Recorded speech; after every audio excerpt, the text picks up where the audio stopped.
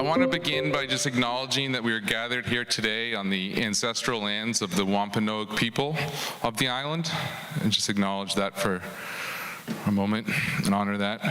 And it's important to note that the information we are sharing today is for educational and harm reduction purposes. Nothing you hear today should be construed as medical, mental health, or legal advice. On the topic of legality, we are aware that psychedelics are not yet legal here in Massachusetts and in many other areas of the United States. Although we are heartened by the progress being made and the decriminalization and legalization in many cities and in the states of Oregon and Colorado. We are not advocating for or condoning any illegal activity. And if you are choosing to use psychedelics for personal healing, growth, or development, we hope that the information shared today will help you to do so safely and with the greatest propensity for positive transformation.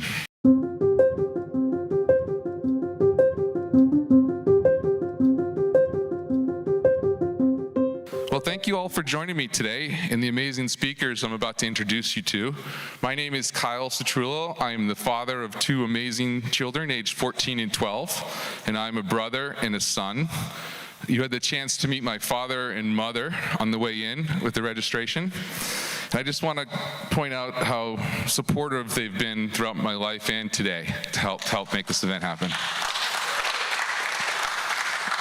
They are also responsible for this event as they created the Martha's Vineyard Wellness Center in 1990 and was one of the early yoga centers on the island. So that got me thinking about what we could do to create a community center and a consciousness center. For the past 30 years, I've been putting ideas into what Grateful Dead would call your pink bubble to manifest into reality. And I have a lot of great ideas that I'm looking forward to sharing with you today. I helped to run the Wellness Center, but at that time I really didn't have a great concept of what a community center could really do, but I've been thinking about it and working towards it for a long time. I'm really excited to move forward to create a psychedelic center of wellness and consciousness healing on the island. One thing that I learned from psychedelics is that it's really important to set an intention.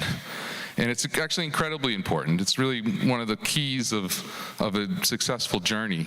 And with that stated, my intention today is to honor the medicine of the plant spirits by bringing joy and happiness to you all through today's excellent program and excellent speakers. So thank you.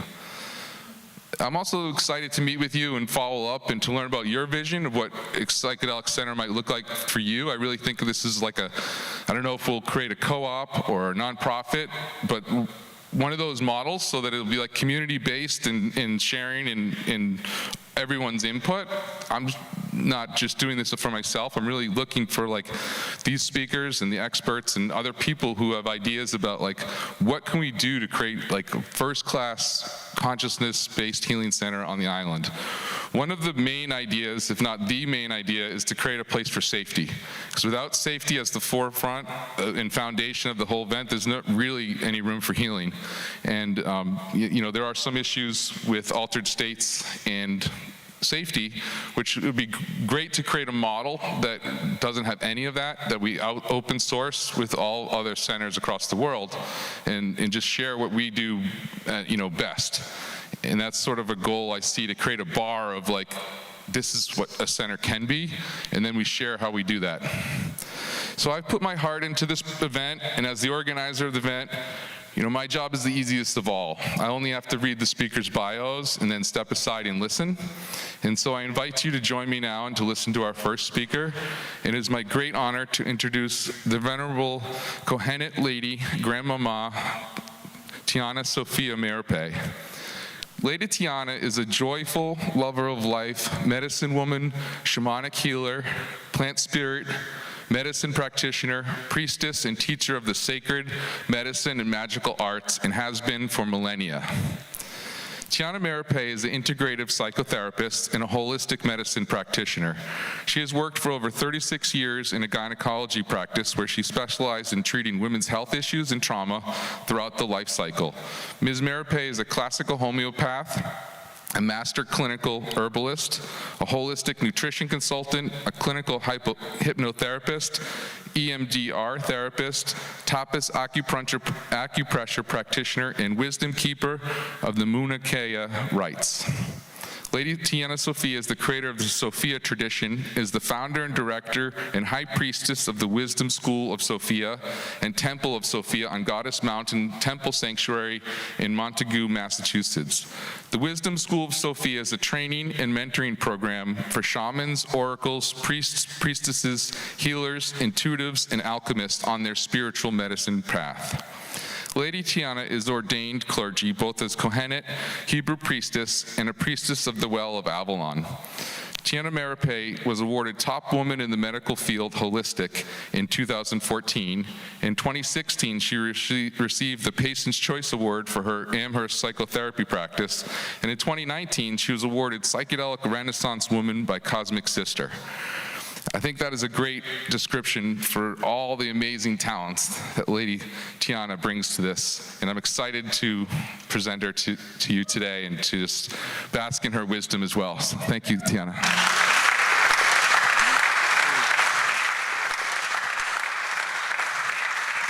You all are so kind. Is this loud? Can we turn it down a bit? It's whatever it is. So thank you for being so curious. Thank you for showing up. Your neighbors are all outside noting who's in here and why you're here. So we're all curious because there's something going on, a revolution, evolution, that we're all a part of. We're waking up, and the planet is waking up, and Mother Earth is waking us up. And the mushrooms keep on coming up in communities, and they're communicating because the mushrooms, the mycelium, are the nervous system of Mother Earth. And when we connect with the nervous system of Mother Earth, that begins to heal us at the most profound and deepest levels. So we're talking about a medicine that every indigenous person in the world has been using for thousands of years, and now I'll be sharing some of the incredible research done by now, science and white people going, oh, now we're going to tell you how good this stuff is. So it's proving what we know, which is very cool. I'm a science geek too. So I'm going to share some of the amazing research because this is a time of transformation.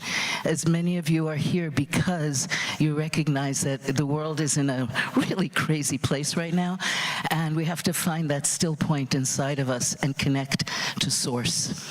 And one of the quickest ways to connect to source is taking off our shoes and being barefoot in the woods or at the beach, and suddenly we're connected to the divine. And this medicine is about connecting us, reminding us of our own divinity, because we forget. We forget because of all the trauma and all the things that are frozen in our body. Our bodies have been a coffin for holding pain and grief and rage, and holding our ancestral lineage and all of their pain and grief and rage. And so this medicine is also about healing our ancestral lineage back 7 generations, or maybe it's 47 generations. And that we are here now because we want to be the grandparents of the future. That's saying our great-great-grandchildren for the next 7 generations will have a different kind of a life. One that's not based on our wounds and our pain, but on our authentic self. And this medicine helps us find that place in us that isn't related, not defined by how badly we were treated, or defined by other people's bad behavior towards us, or defined by the armor that we've built up so that everybody thinks we're tough, but on the inside we're mush, yeah? And since I've been practicing psychotherapy since 1980, which is clearly years before I was born, I came to learn, because I was working in gynecology, that the doctor I worked with would put people on medication, everything. We were very excited to have SSRIs in the 80s, woohoo! And because this was going to change things. And we had all these new hormones to give everybody. And then the doctor I worked with would say, go see Tiana, because now she's going to help you to get healthy. So, I worked in a practice where we could use all the different kinds of medicines, but people don't come to me because their pharmaceuticals work. right? They come because no matter what they've tried, it hasn't worked, because they're still sick and still taking a medication that isn't making them better, and the side effects are really the effects of taking a medication, things that we never related to and never understood. So now we're looking at sitting with women, this is back in the 80s, and talking about PMS when that was brand new. Nobody believed in it. But what was happening at the same time is our food supply had become poisoned. And we were eating donuts for breakfast, and smoking cigarettes, and eating garbage soda with poisons in it and toxins. So suddenly they were throwing hormones at us and antidepressants and anti-anxieties. That wasn't the problem.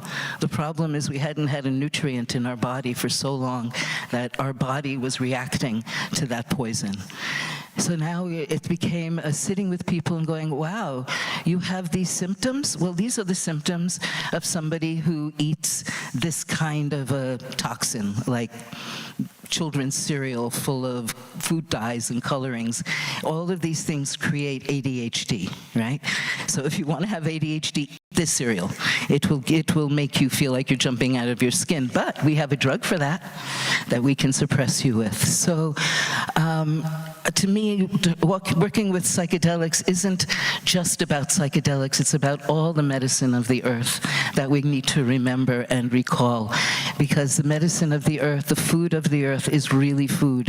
And my husband and I joked, we have to go to Italy at least once a year so that I can eat the non-GMO pizza. Because there's no problem. I can eat the bread. I can drink the wine. I have pictures. I'm in Milan. Here I am with wine and pizza. Oh, now I'm in Bologna, in another place with wine and pizza.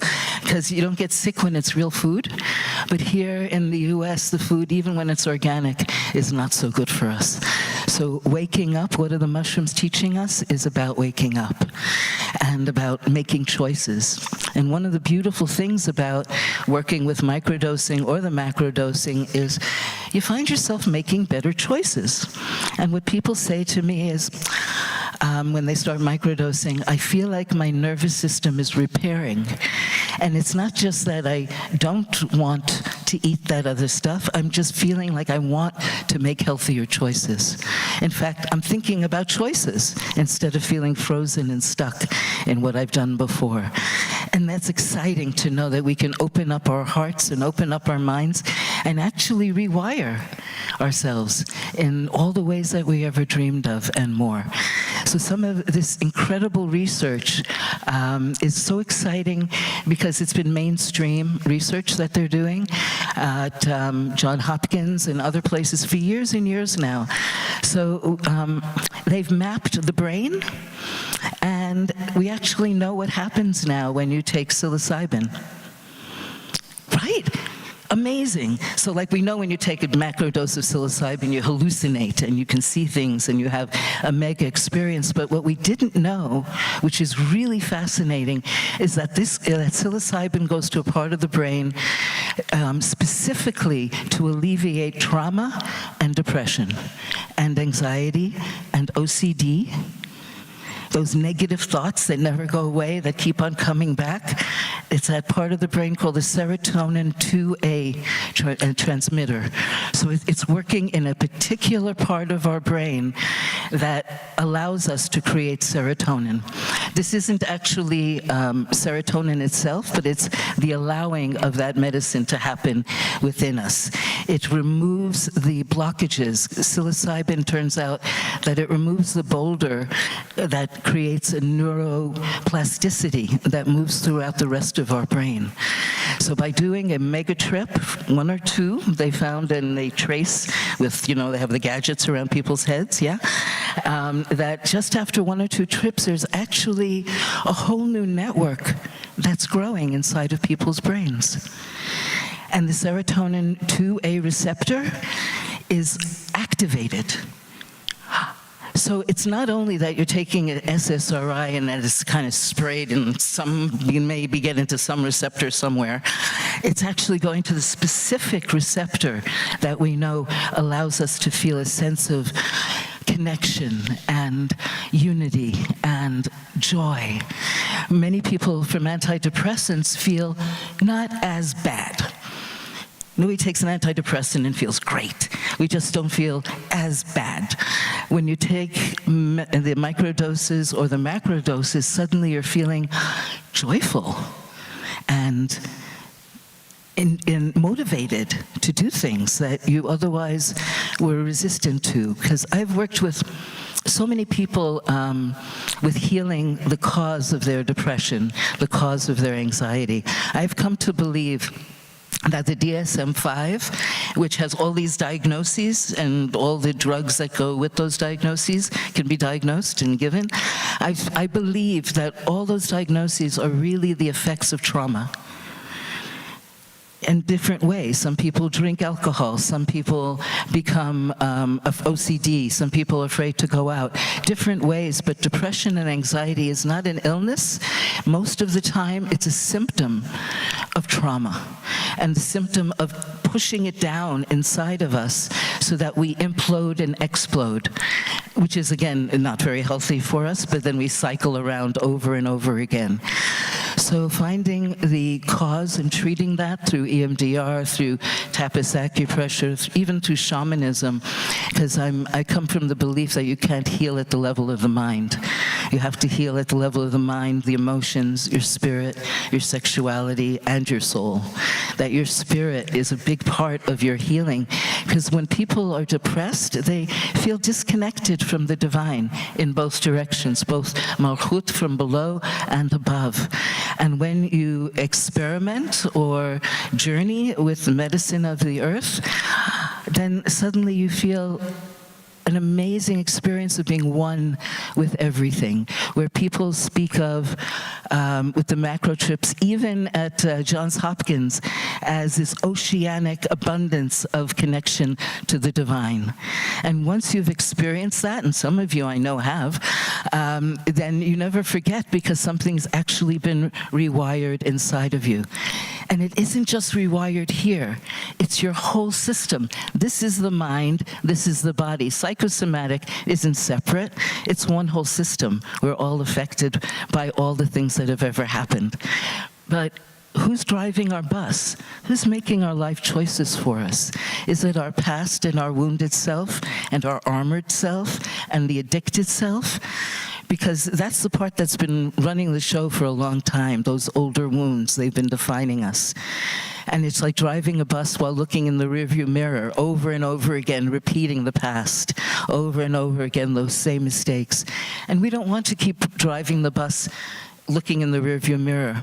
And one of the beauties of psychedelics, and in particular for me, the medicine of mushrooms, is that it creates a whole new you. It creates that part of you that has learned from all your other parts, the part of your soul that compels you to go forward and to grow and to expand. It develops that part of you that is an adult, that really is compassionate. It allows compassion not just for others, but for yourself, because we're very hard on ourselves. I know probably you're not, but maybe a little. That we can be very hard on ourselves, even when we're compassionate towards others. So this medicine allows us actually to find compassion. So when you're doing a journey and maybe a past life memory is coming up, maybe a memory from your childhood, and instead of being freaked out by it, the anxiety comes up and you have the compassion to witness it and to be with that younger part of you and to actually heal it and transform it and transmute it so it isn't running you anymore. That old story of how they treated me and how to liberate ourselves from that victimhood. It gives us this sovereignty because we have extraordinary assistance when we work with the plant medicines. And as a medicine woman, I'm very much about the plant medicines versus LSD, which has a wonderful place as well, but I'm not a pharmaceutical girl, obviously. I really like the medicine of the earth. And I just feel, because I'm also a minister, that being up here, I just want to say that there were 5 books of Moses, but the 6th one, which channeled today for me, was the divine saying, eat mushrooms. This is good for you medicine. The divine is giving you a new pathway into finding your connection to divinity. It will bring you home to your psyche. It will bring you home to your soul. So I do believe that the sixth book of Moses must have been to eat the medicine of the earth. And I'm so excited that I'm even allowed to talk about this. Isn't that amazing? 2 years ago, who would talk about this? It's extraordinary. And we're so curious because many of us have experienced it, and when we look back, we go, I think that's when my life changed. As I look back over the decades, was that the teacher? Was that my therapy? Was that my healer? And how the medicine just keeps on giving with this reciprocity of joy and wellness. And many people, including one of our speakers today, has healed her whole body, not just her mind, but repaired things that chemotherapy and radiation had destroyed. One of the things that we found in the research is they're like, oh my goodness, and people say it's hope their menstrual periods, as if we are separate, as if every part of us is different. And so if anything, some of this amazing research is revealing to us how everything is connected. Your hormones are connected to your digestion, connected to your thoughts, connected to your feelings. And if we're disconnected, we have symptoms.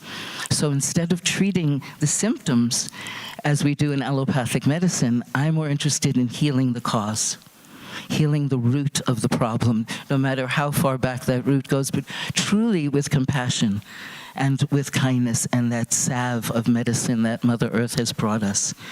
It actually does make us a more spiritual person to take these journeys. Or to use the microdosing, which Dana will be talking quite a bit about, because there's no psychedelics, there's no hallucinations in the microdosing, but it's still doing the amazing kind of neuroplasticity that's moving through the body, but in a much more subtle and satisfying way, because it just becomes part of you on a daily basis. But nobody's ever gone from mushrooms to heroin. We don't do, it clears addiction. It's the opposite of addiction. People don't stay on microdosing for years. They take it for a few weeks or a few months, and they take a break, and maybe then a few months later they might do it again for a few days or a few nights. We don't do macro tripping every week. That might happen once or twice, and then not for years and years. And you know what? The medicine's still working.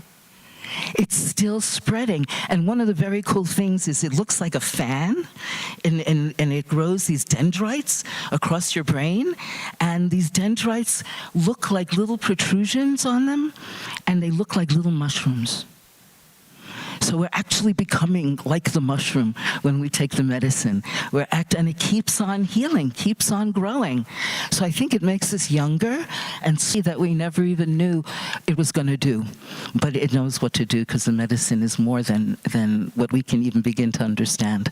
And what a gift that we can talk about it, that we can consult about it now, that it isn't a shameful thing like it was for years and years, or something to hide. Although, again, they criminalize nature. We have to decriminalize nature? How arrogant that people would criminalize nature. That doesn't even begin to make sense to me. But now there's many people, including the governor of Massachusetts, as well as the FDA, that nationally wants to approve of decriminalize psilocybin and MDMA, I think will be the first two. So that's very exciting that there's some kind of waking up happening. And it happened when we started to decriminalize cannabis. We never thought we'd see, cannabis stores on every corner. So that's exciting. And I can even talk to my patients about CBD, which I couldn't even begin to bring in.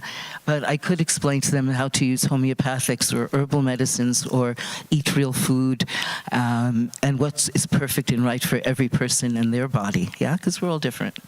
It isn't a one-size-fits-all. And that's part of why when we journey with somebody, we spend time with them ahead of time. We work with their intention. We create a beautiful, safe space that's particular for their needs. And we all feel so honored to be able to do this work. And perhaps you've done this for others that you love as well. It's the kind of gift that keeps on giving. Yeah? So I'm not really sure how much time I have, but I think I'll stop there. And that the greatest gift, I think, of all is finding your heart. It isn't just about rewiring your brain, but this medicine awakens your sacred heart. So this becomes the empress in Chinese medicine, not the brain dictating, but the love and kindness that is your nature, your true nature, before you were ever wounded, before you were ever hurt. It restores the heart to that place of awakening joy and living in the fifth dimension of connection to the divine. So each of you is a star in this beautiful constellation of who we're becoming. And each of you radiates something different in this rainbow. And so important in every smile, in every connection, that we are changing our world. Yeah? So thank you.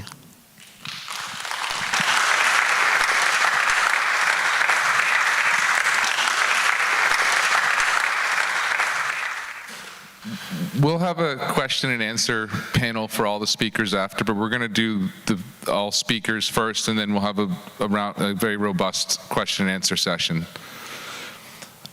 It's my great privilege to introduce, all the way from Vancouver, Canada, known as the psychedelic capital of Canada, Dana Harvey. Dana is a renowned psychedelics and microdosing educator, guide, and community builder. She supports people who are curious about or exploring plant medicines for personal growth and healing to reduce risk and unlock the propensity for transformation. Dana's own personal growth and healing journey revealed to her that even when you tick all the boxes of external success, inside you may be stuck in suffering. She embarked on a journey to find true happiness and fulfillment. In the process, she left a prestigious corporate position as a CCO and head of investor relations for one of the leading publicly traded psychedelics companies to follow her passion for serving people at the heartfelt level. Now Dana intertwines 2 decades of coaching and mentoring people in business, confidence, positive mindset, and life transformations with specialized training in psychedelic trip sitting, somatic integration, mindfulness, breath work, microdose coaching, internal family systems, and group healing models, as well as hands-on apprenticeship to provide psychedelic-assisted support to individuals and groups. Dana founded the Flourish Academy Clubhouse with over 2,200 members, and the Sisters in Psychedelics organization, which is a global organization advocating for women in psychedelic leadership. She's also in the Vancouver Women in Psychedelics organization as well. And maybe a founder of that. Dana is also a psilocybin course educator for Psilocybin San Francisco, a group facilitator for gathering groups, which provides a unique 12-week online small group program with a 1-day medicine retreat. And she's also a community leader for Vancouver's leading psychedelic community, the Flying Sage. Welcome, Dana.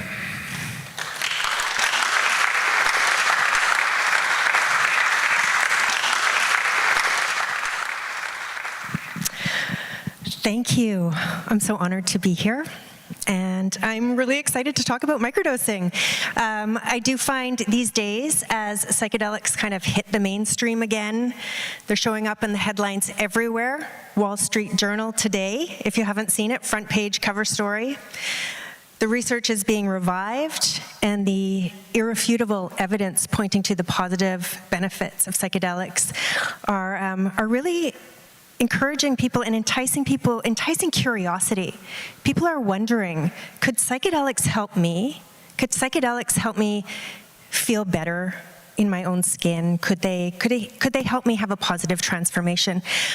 But psychedelics still, they still have a little bit of a stigma around them. There's still legality issues. People can still be a little bit scared. They might not be ready to dive in deep with both feet and just go full bore. They might be looking for something a little bit more subtle, a little bit softer. Microdosing can be a beautiful way to develop a relationship with the medicines so that you can find out how they interact with you. And you can have some of these beautiful benefits that we're reading about and hearing about while you go on with your everyday life. So I decided to skip right to the Q&A. but I'm going to ask the questions. I'm going to ask the questions of myself that I guess asked the most as a psychedelic microdosing coach. And then when we get to the Q&As at the end, anything I missed or didn't get to, I am more than happy to answer everybody else's questions. So the first question is, what is a microdose? Well, it's a little teeny tiny bit of a psychedelic substance. Technically, it's 1/10 to 1/20th of a recreational or a therapeutic dose. And the most common substances that are microdosed are LSD, in which case it would be between about 5 and 15 micrograms. And it's a not well-kept secret that many Silicon Valley tech executives, founders, developers, programmers, tout the benefits of microdosing LSD for enhanced creativity, productivity, more flow state. The other most microdosed substance is mushrooms, magic mushrooms, psilocybin. In the case of magic mushrooms, I would say, in my opinion, the dose is from about 10 milligrams to about 300 or 350. For some of you here who may be more experienced in microdosing, you might be thinking that's a bit low. But we'll talk a little bit more about that as we go along. I think when you get higher than that, you may have different intentions for the microdosing. You might be heading more into a mini dose. But I'm going to focus mostly on mushrooms today, and the reason why is because there they are. They're in the ground. They're fungi. They belong to all of us. They're non-toxic. They're organic. They've been used for millennia, for ritual, for healing, for growth, for wellness. And I'm really excited that we have this opportunity to reestablish our relationship with these sacred plant medicines. So we know what a microdose is. Technically, what is transformational microdosing? I'm going to use the words here of Dr. James Fadiman. He is a preeminent psychedelic researcher. He's known as the godfather of modern-day microdosing because he coined the term in 2011 in his book, The Psychedelic Explorer's Guide. And Dr. Fadiman says there's kind of 4 elements to microdosing for transformation. So the first of those is that it's the practice of taking sub-threshold amounts of psychedelic substances. Sub-threshold, you don't get high, you don't hallucinate, you're not inebriated. Secondly, it's done according to a structured protocol. So that means you're not microdosing every day. There's a Fadiman protocol, which is 1 day on, 2 days off. There's a Stamets protocol developed by Paul Stamets, a leading mycologist, which is 4 days on, 3 days off. There's also intuitive protocols, 1 day on, 1 day off. I think the point is it's not something that is meant to be done every single day. And along those lines, the third element is that it's done for a period of time, like Tiana referred to, usually about 4 to 12 weeks, and then you need to take a break. It's not meant to be done for the rest of your life. It's not a pharmaceutical model. It changes your baseline. It keeps working with you after you've developed a relationship with it. So after that period of time, you might never go back to microdosing, or you may feel that you want to move on to a macrodose, or go back to a new intention and another reason to be working with the medicine.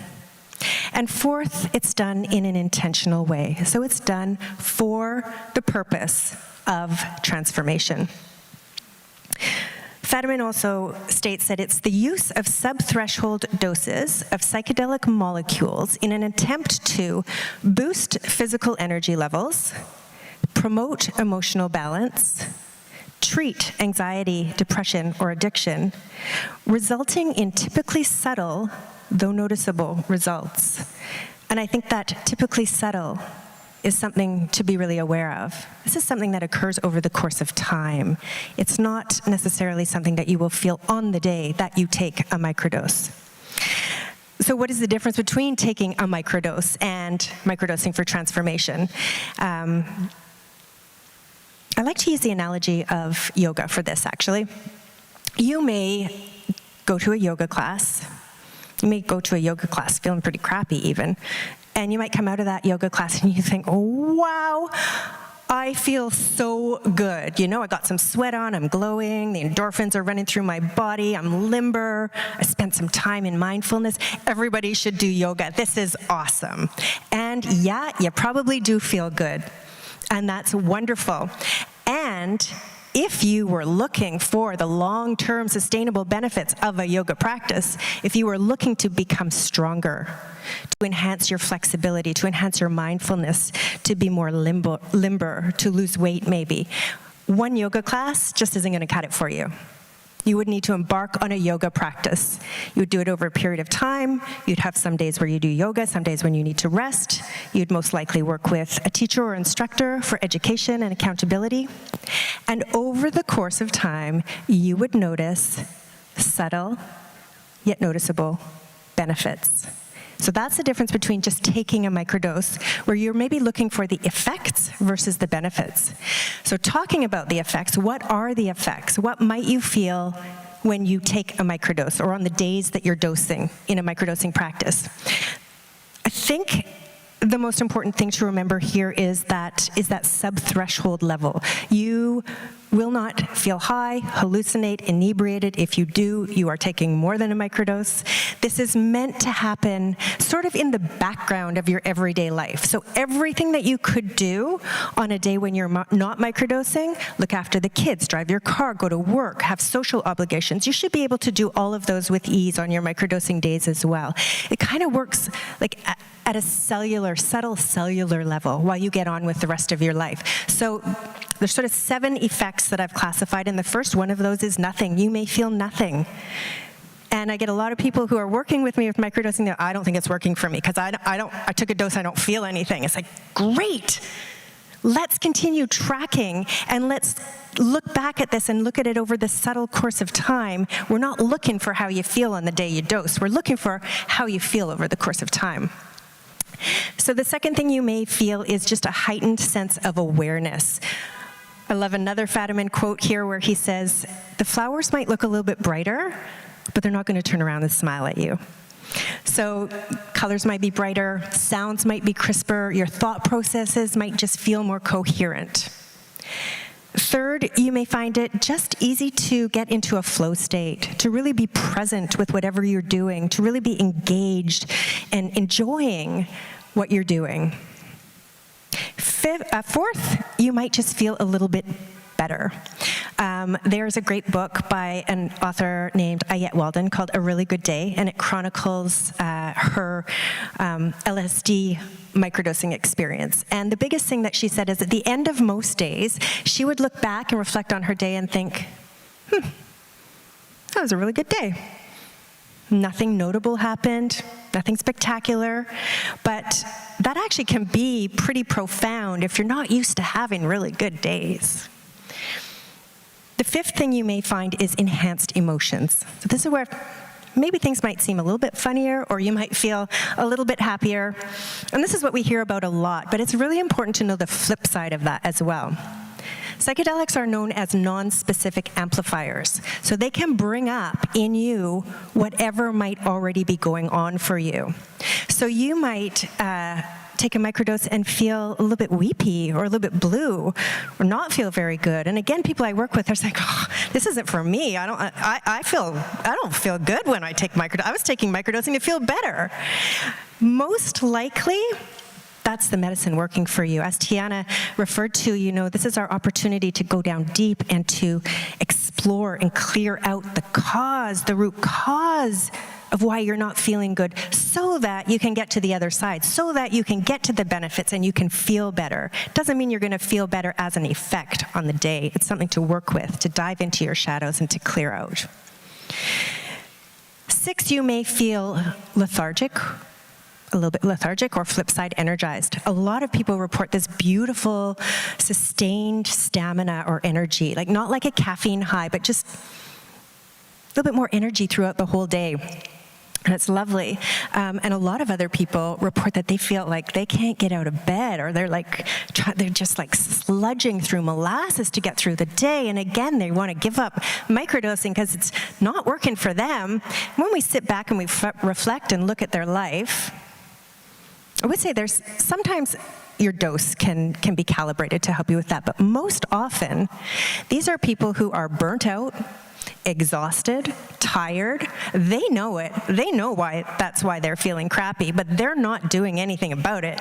They're thinking they could just lean on microdosing and get away with it. But the microdosing, the medicine's going to come up and say, you're tired.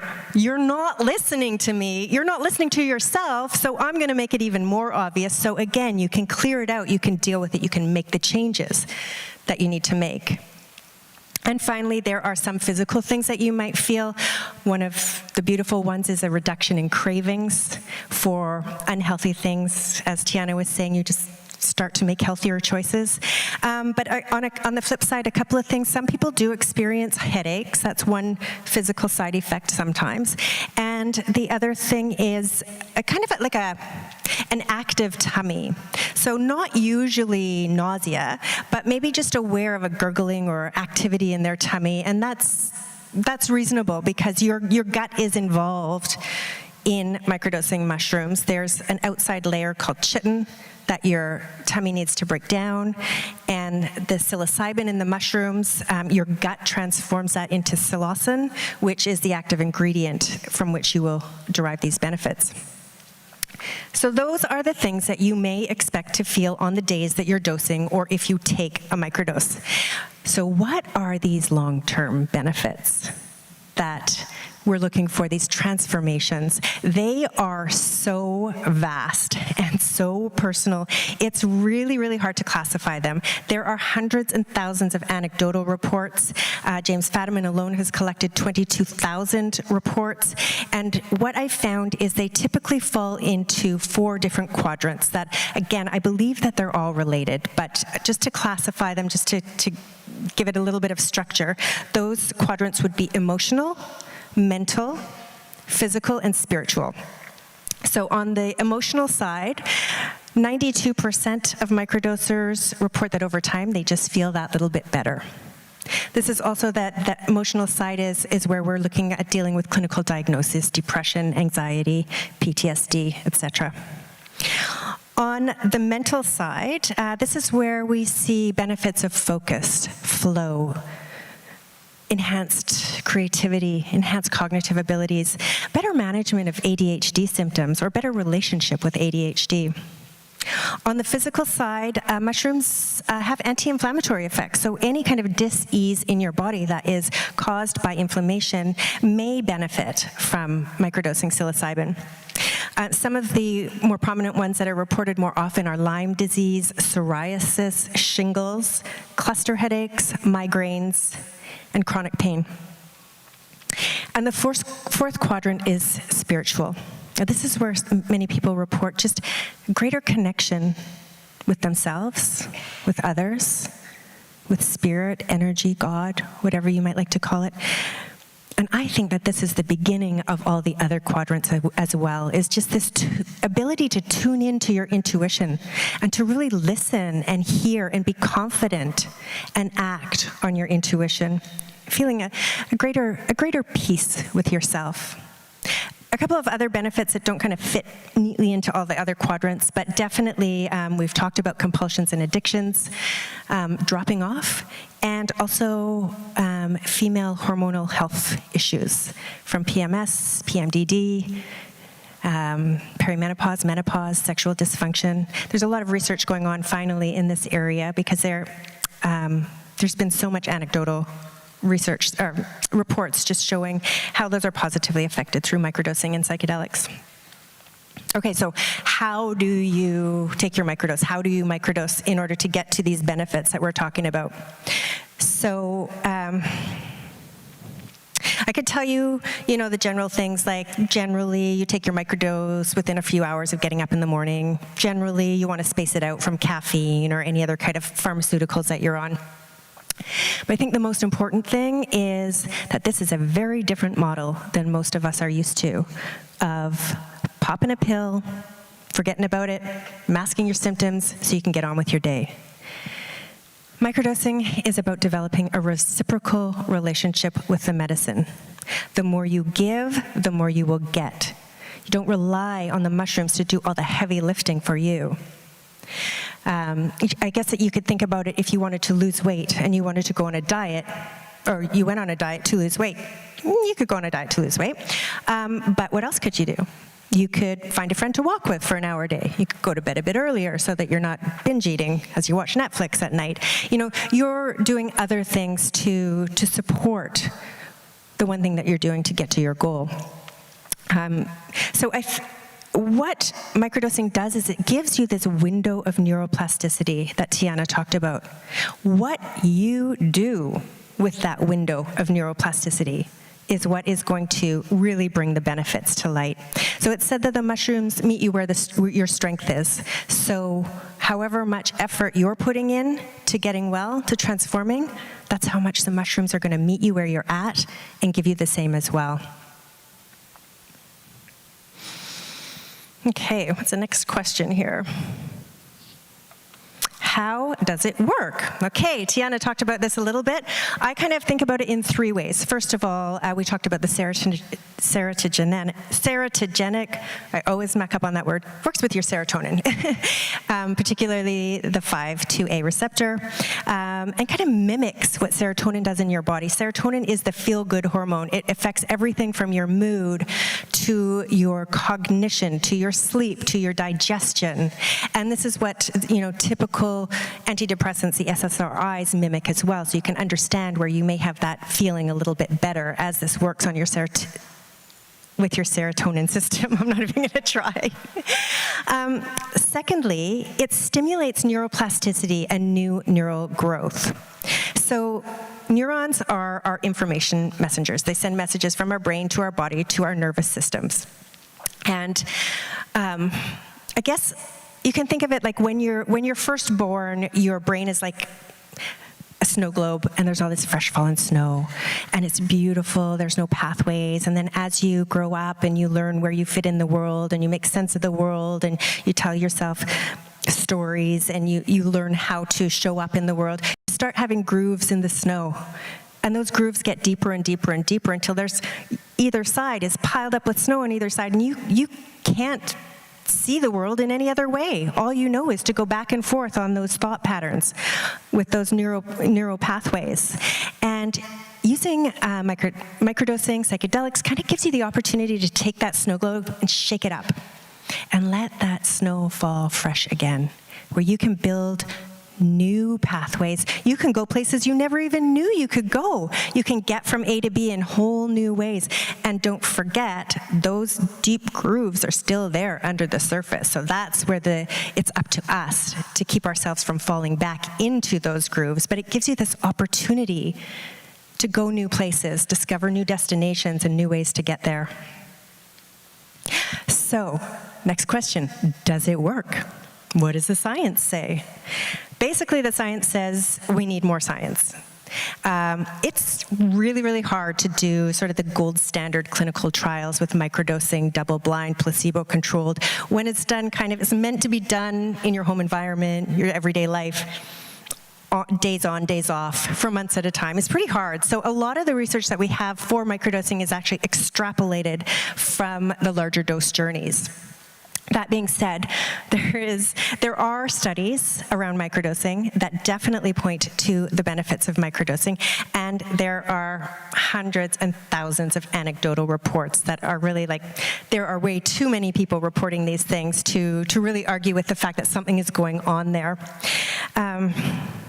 But interestingly enough, there's a couple of studies, and one, I think it came out about a year ago, from Imperial College in London, a very prestigious psychedelic research college, that points to the possibility of microdosing being nothing more than the placebo effect.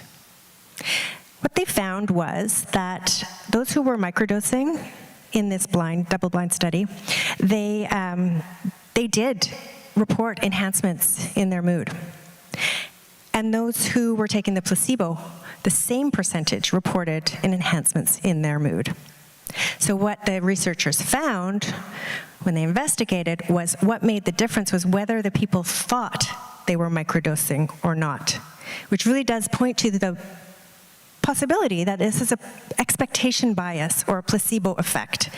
And if that is the case, my opinion is, who cares? If it's making that many people in the world feel better, who cares what's actually doing it? It's a good thing. And even James Fadiman says, let's look at the placebo effect as a benefit of microdosing rather than as a detriment. So is it safe?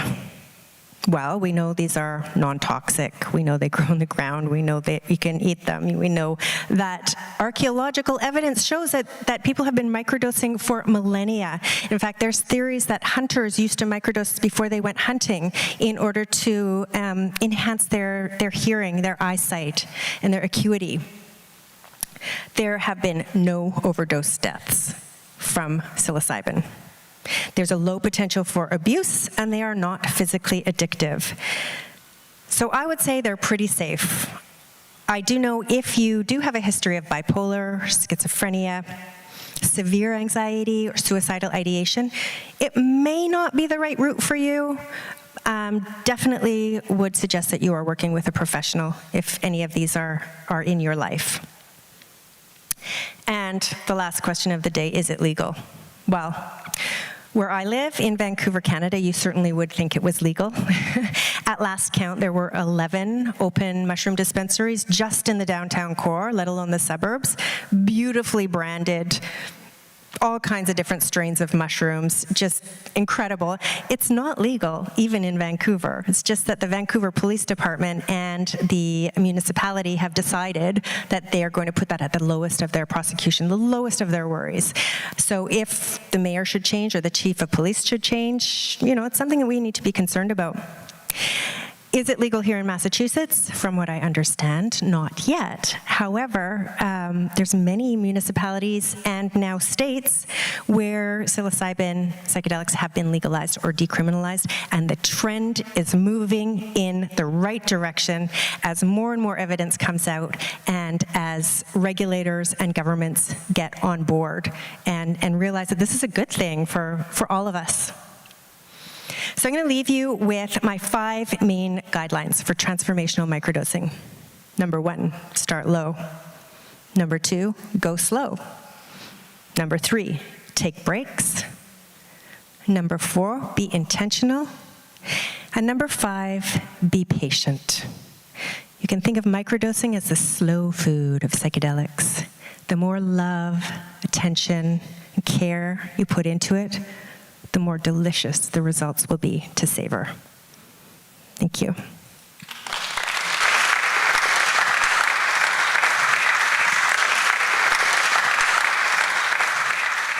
Thank you, Dana.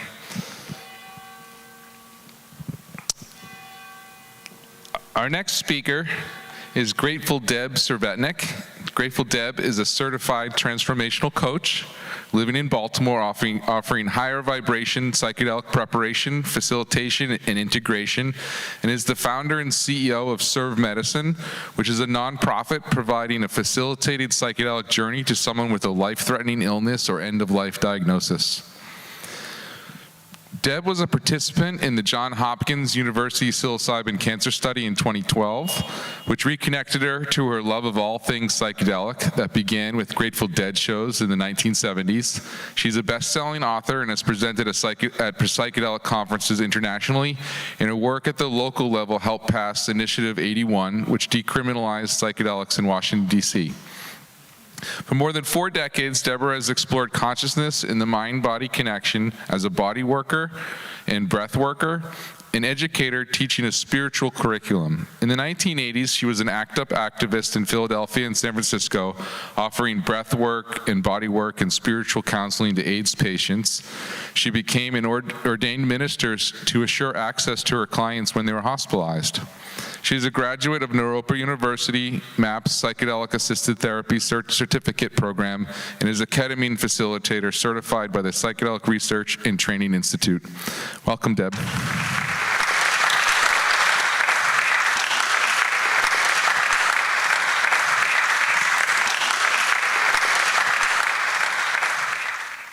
Seth, can we turn this one on? If we can, that would be great. Thank you. Hi. So good to see you all. all you potential deadheads once I finish talking. So yeah, well, I call myself Grateful Deb, and really the best things about my character really come from my love for the Grateful Dead. And what I mean by that is, well, has anybody here been to a Grateful Dead concert or Dead and Company concert? Yes. So you know what I'm talking about. It's the kindness, it's the vibration, it's the sharing, it's the giving, it's the receiving, and it all is like the infinity symbol, right? You can't just always be the giver, you also have to be the receiver. And, you know, I was wondering what was my purpose, and what I figured out was that my purpose, like you probably asked yourself, what's your purpose? People always say to you when you're doing spiritual work, what's your purpose? What I figured out was my purpose was helping people transition to the next place.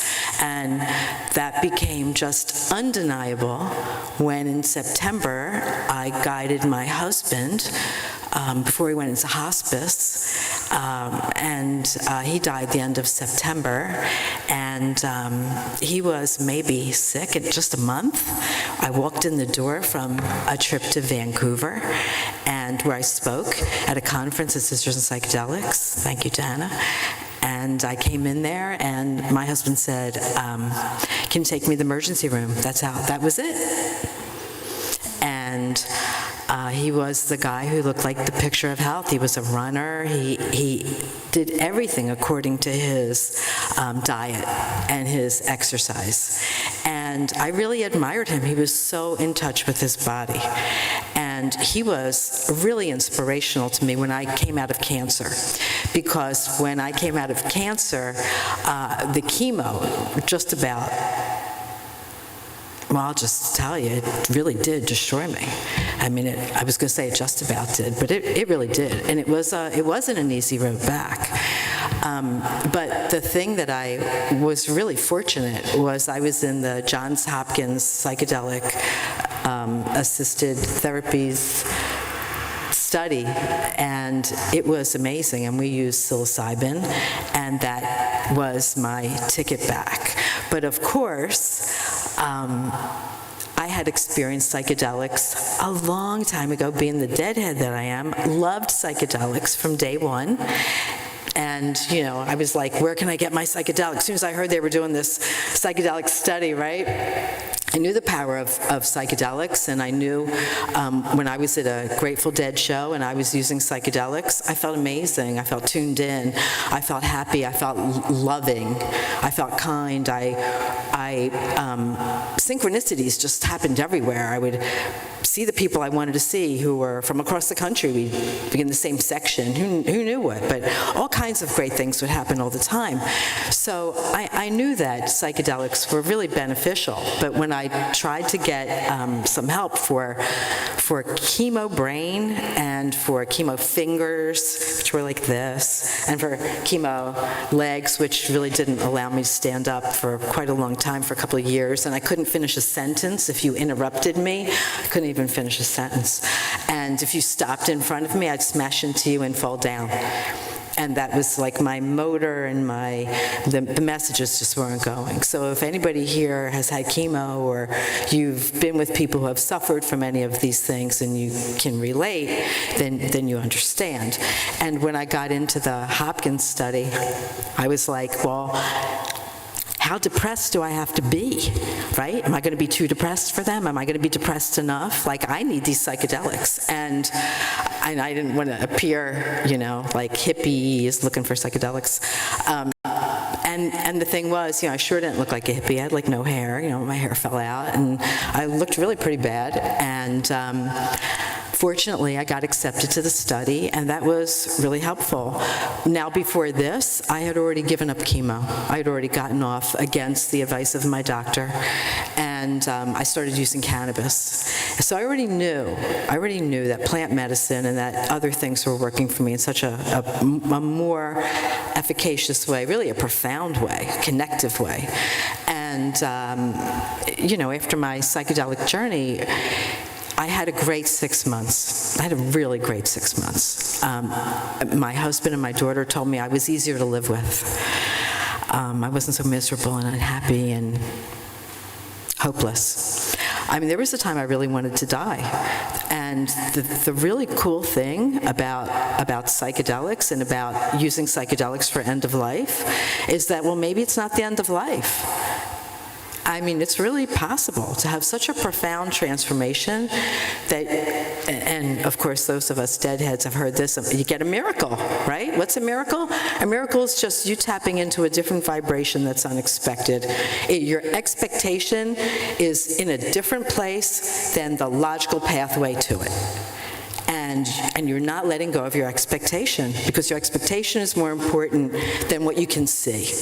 So when you can have faith in the unseen more than you have faith in the seen, that's when you know you're ready to experience psychedelics. And I say that because there's preparation involved. And, you know, the really great thing about psychedelics, and I'm going to show you this, you probably have seen this, right? Little eye shades that go on, because the psychedelic journey is an inner journey. You're going to go inside. And it really isn't, you know, you're going to be there for 6 hours at least, but you didn't come for just a great 6 hours, right? You came for a great rest of your life. So how are you going to get there? Well, you have to prepare. And we like to say it's intention, but it really is attention first. Because attention is the now. You're focused now. What are you focusing on? Because if you're thinking about this future time, but you're not there right now, then it's pretty likely you're not going to get there, because the psychedelics, they will shift your perception, right? That's why we go inside. And, you know, this other great part of having a psychedelic journey is, since it's 6 to 8 hours, you have this beautiful music, and at some point you take off your eye shades and you can go outside and look at nature. It feels wonderful to connect with nature. I mean, look at the trees right now. So if you're looking at the trees, right, they appear brighter if you're using psychedelics. And for example, if you were looking at this wall, it would feel like it was 3D. Oh, wait, you're all using psychedelics? Okay, then this is an easy conversation. Because if you're seeing 3D here, right, then, oh my goodness, you're pretty close to being ready, okay? So how do you get ready? You get yourself someone you can really trust and feel safe with. And I know that this is about vibration, right? One of my favorite people, being I'm a Deadhead, is Mickey Hart. He plays the drums in the Dead. He's very well known for his percussion work, and he uses this beam. And when I went to Fare Thee Well, which was in 2015, supposed to be the last Grateful Dead show, I went to Chicago. I could barely stand up. I walked every couple feet, had to lean against the wall, walked a little bit, had to lean against the wall, and if somebody stopped in front of me, I fell down. And that was 2015. And then like 2017, 2017, I decided I was going to travel by myself. And that was the hardest thing I'd ever done. And I went to visit my niece in Germany, and I went to Israel, and it was a really long international, I had to pull out a passport, like, oh my God, did I remember did I show it to him already? I mean, my head was just in that place, if you've ever been there.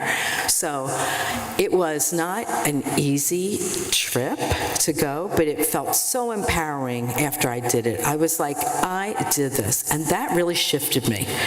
And of course, it all happened after my psychedelic journey. But again, I had been a big appreciator of psychedelics since my teenage years. So I'm almost 50 years using psychedelics. And when people say to me, you had stage 3 cancer, you look amazing, or how do you do this? Or I've watched you dance, and I watched you do this for hours. I always say, well, that's what cancer will do for a person. Because now, of course, there's lots of people that don't come back from cancer, but I can tell you this, psychedelics, the great thing about psychedelics, and psilocybin in particular, psilocybin is the safest psychedelic. It remakes you. It's an evolutionary upgrade. Every single cell in your body has gone through a shift. And it's really hard to argue for your limitations when you understand how great you are, and that you're connected to the universe, that there's really no separation between you and everything else that's here. And in the beginning, when I was in my 20s and I started really understanding this stuff, I was working with, I was a body worker, I was living in San Francisco, I worked a lot with folks who had AIDS, and that's where I first started sitting with people who were dying. And it was really eye-opening for me, and what I learned, and it really helped me prepare for the last pandemic, right? I mean, I was around, and if you were too, during the AIDS pandemic, you remember what those years were like, and if you lost friends or you felt the separation, it was a difficult time, but you know what? We have moved so far, and exponentially, we're still moving. Do you know we just had World Psychedelics Day the other day? Did you ever imagine that it would be easier for you to light up a pipe with cannabis in it than to walk somewhere with a cigarette? Did you ever imagine that they would be here? We're there, right? So, right? You can't smoke a cigarette. Oh, yeah, it's cannabis? Okay, we're good. So, we are really in a different place. And the really cool thing about that, like I was about to tell you about Mickey Hart said that everything is vibration.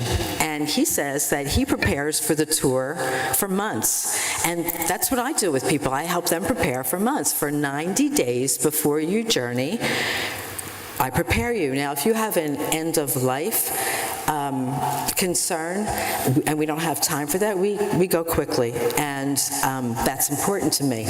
But I also know that it really is how we train for anything, that we really want a great result. Because you can have your excuses, or you can have your result. And it's up to you what you're going to have. So I like to think about your favoring commitment over certainty. And there are going to be uncertain things. When people have questions about a bad trip is really you just didn't prepare for something larger than you. And as long as you're preparing for something that's really from the infinite, because you are an infinite being having a human experience, that we know that this is how we change things right in the top. And if you've been with someone who's dying, if you've helped somebody, if you've lost somebody really close to you, one of the first things you say to yourself is, could I have done more? If you've lost someone to suicide, in particular, you ask these questions, could I have done more? Is there something I could have done? And the really interesting thing about death and suicide in particular is people get reduced to the way they died. So the thing about that is, we ask, how did they die? People ask me, how did Donnie die? And I like to say, it was really fast. He had a great way out. He had the best way possible. He was a meditator. He meditated, and we brought our dog in. He put his hands on our dog, and then he went. We used psychedelics like the week before, big fat dose. It was really good. But I really like to think about this because the reason why people say, how did someone die? Is because they don't think they're going to die too.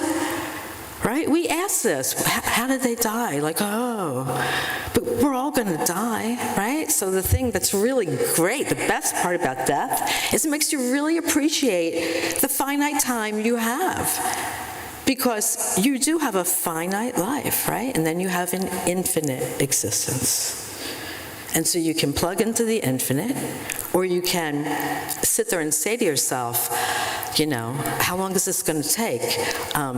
Is it going to take a month? Is it going to take a week? Is it going to take a day? But if you don't do anything, it takes your whole life.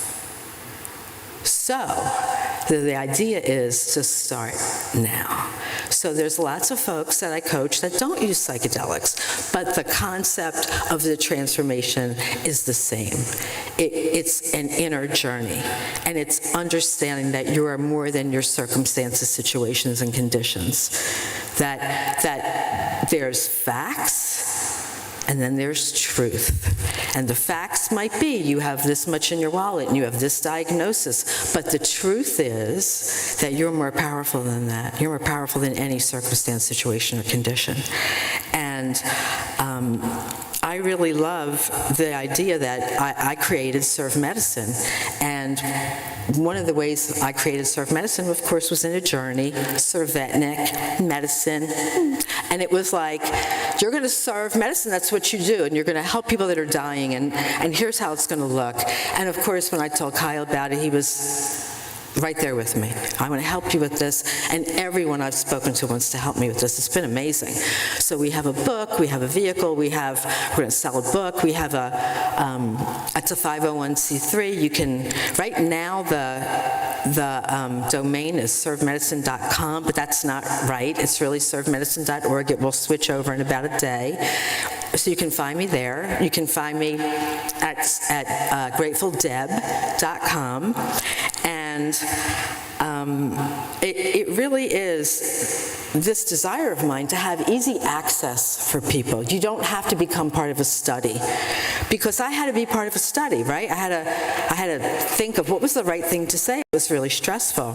And I'm actually too old right now to qualify for the study that I was in. So these studies will disqualify you for factors like your age or your geographical location. You have to be near, like I lived in Baltimore, it all works out for me. But you know, this is really how we do it. And I took myself with Donnie to the DEA last May to protest that they have this thing called Right to Try, which says we get to use mushrooms for someone who has an end-of-life diagnosis. And where are they? Where are these mushrooms? So it really is a problem, because they became Schedule 1. Schedule 1 says they have no real medicinal use, that they really have to, you know, be over here somewhere. That was just part of the drug war. And it would, if you don't know anything about the history of the drug war, which of course coincided with the anti-war movement, you know, we traded one war for another war. So the thing is, if you don't know anything about that, you would enjoy probably doing some reading about that, because there was absolutely no good reason to move MDMA or psilocybin or LSD or any of those and into this place where no one can use them, because they really are highly beneficial. And I know that healing can happen at any point. I'm so sure of this because I experienced it. And I know that when we really believe that things don't have to be hard, that they can be easy, that's the first step. So the question I want to send you home with is, what if it were easy? What would you love, and what if it were easy? And then if psychedelics and Grateful Dead have been a part of your life, I'd love for you to put your story in my book. And you go to gratefulDeb.com, there's a place to drop it in, tell your psychedelic story, and we're going to put that in a book, and I really appreciate that. Kyle, how much time do I have? 2 minutes. Okay. I'm going to find something for you that I didn't want to forget.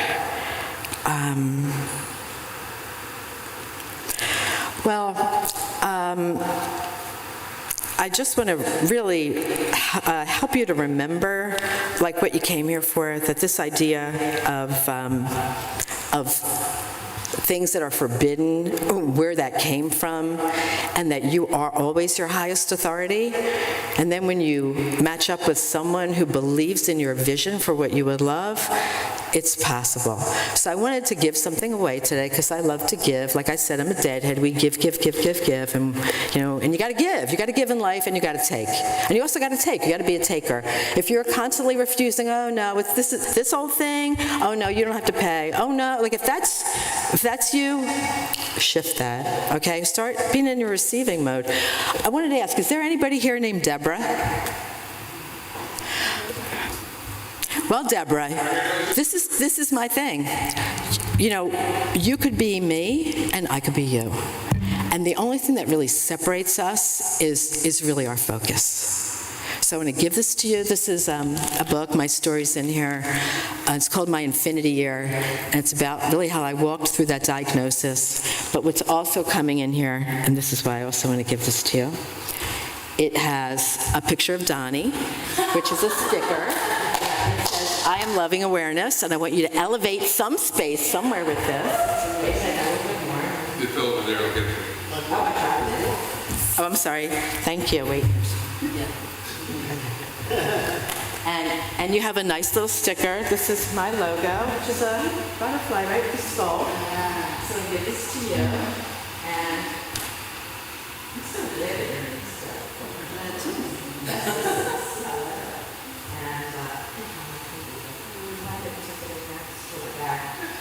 And then I have something else. Did your mom take acid? Okay, well, somebody like Mom.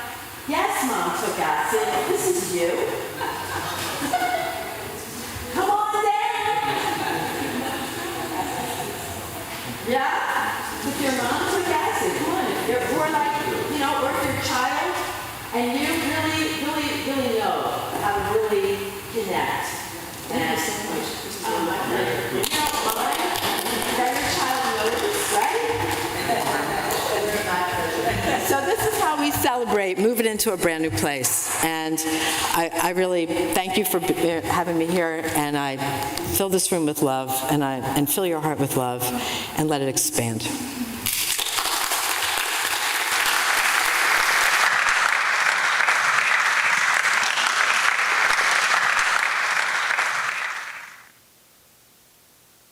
Thank you, Deb. I just love Grateful Deb and all the speakers. It really gives me a great honor to bring this quality of wisdom to the stage. So we're going to keep going, and we'll have time for some question and answers. We started about 10 minutes late. So the next speaker is Dr. Angela Taylor. Angela received her master's degree in social work from UCLA, and she recently completed her PhD in psychology from Meridian University, where she wrote her dissertation on the topic of the necessity of madness. Angela's been a licensed therapist for the past 20 years and uses plant medicine as a pathway for healing and discovery in her practice, where she specializes in holding women's circles and couples work, and also works with individuals. She brings the wisdom and medicine of the Goddess Way, and she embodies Jungian depth psychology and shadow work in the underworld. Angela loves bringing together traditional elements of psychology and the magical elements of plant medicine and nature-based spirituality. Welcome, Andy.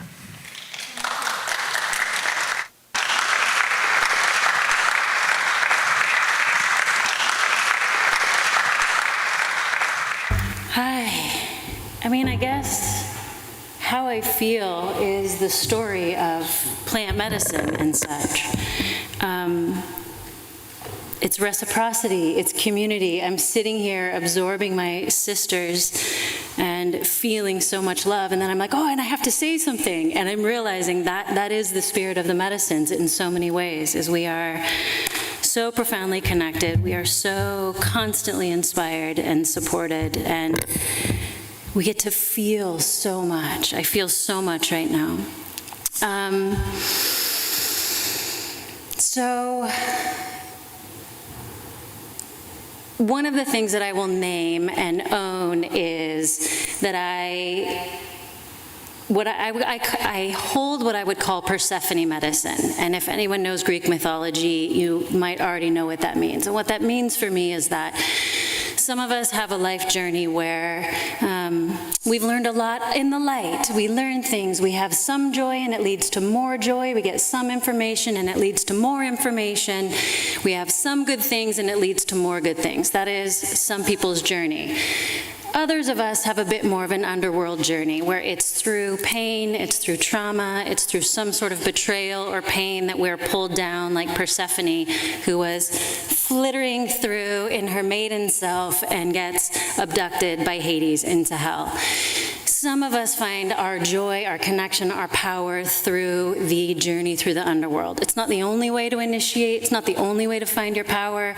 All pain and abduction does not lead to initiation, but it has for me. And that has been, as Deb was like, oh, I know my calling. I know what I am. I know who I am. There's a knowing that I have remembered. That is, I carry Persephone medicine. And so that is my journey, that's been my therapy practice, and that is how I work with and incorporate psychedelics as well. So we're gonna play here, and I call it play because that's part of the reclamation of initiation through an underworld journey, is reclaiming the capacity to play and celebrate. And so we're gonna play with shadow, play with shadow work.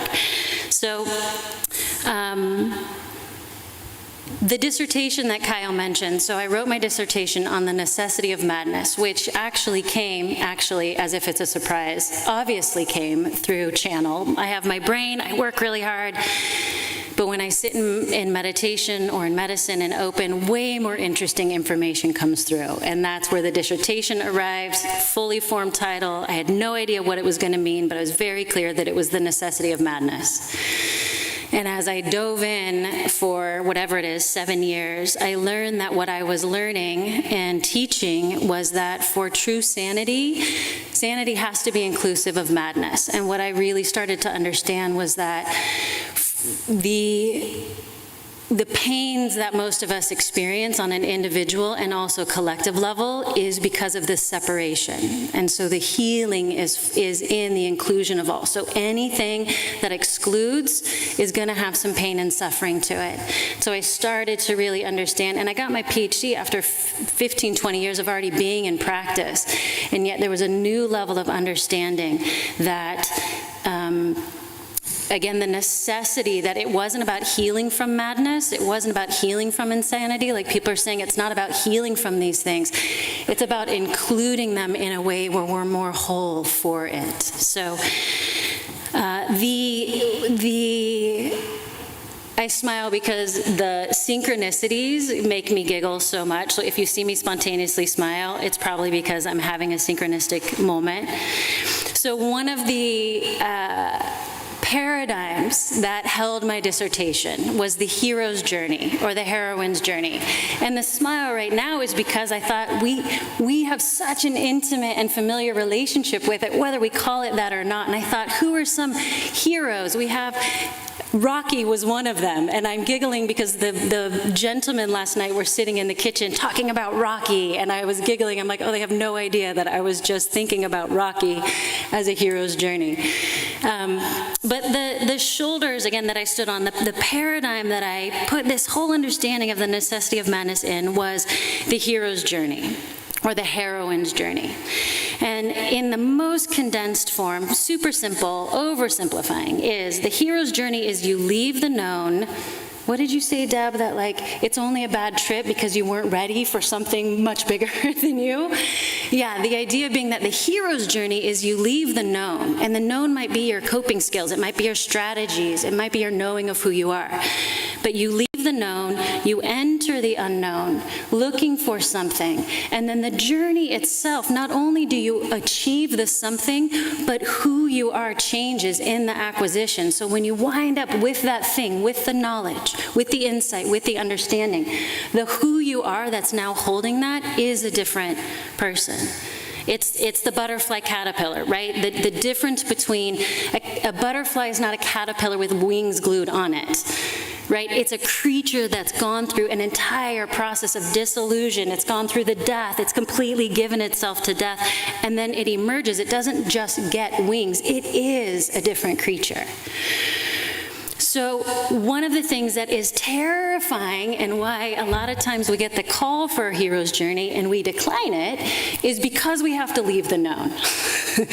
And because we know, there's a part of us that knows, I'm going to face trials and tribulations that I don't yet know how to withstand. There's going to be unimaginable ghouls and goblins and monsters, and I don't know what I'm going to do. And the trick is that that's exactly the point. Because when you face that, something has to change in order to deal with that. But here's the super fun part, and here's where I'm going to talk about the psychedelic aspect and why that's been such a gracious and generous teacher. Is that even though there are unimaginable trials and tribulations, there are also unimaginable guides and supports and fairy godmothers. and fairy godfathers and magical mice that help Cinderella get her magical dress ready to go. And from my experience, psychedelics are some of those. And in particular, I'll just name, and I'll use the word entheogen, which I imagine is not brand new to most of you, but for two reasons. One is because what I have found, the allies for the work that I do, which is particularly around shame and trauma, which we'll talk more about, but it involves plant medicine, but also I think we have chemical allies. MDMA has been a really, really, really loving and supportive helper for people on these journeys. So I, like Tiana, I tend to be very barefoot. I'm in the earth, and I'm like, and there's this chemical ally, and if I don't honor, she's going to be like, wait, me too. So that's one reason why I say entheogen, because MDMA is not technically a psychedelic. So entheogens really hold psychoactive substances that alter your perception. And like we were talking about the grooves, we want our perception altered if we want to experience the world differently. So entheogens do that. They go, I'm going to help alter your perception, and then maybe you'll get to perceive this differently. So that's one reason. The other reason is because as witches, proud witches, we understand that the words we use are spelled a certain way, and that spelling is spells. And so we're constantly casting spells with the words that we use. And psychedelic is a beautiful word, but what's more aligned with my mission, my soul, my spirit, my truth is entheogen, which is from Greek roots, which is en, which is in, just in, theo is divinity, and gen is Genesis, create. So it's an act of taking the fruit. What is it, the 6th book of Moses, right? In the first one, we took the fruit and we're like, this might be good. And then God's like, hey, where are you guys at? And we covered in shame. And then the entire Bible up to Revelation was the shame story. My belief is up until this moment, humanity has done a good job going as far as we can in the shame story. But now we have the 6th book. Do we have a name for it yet?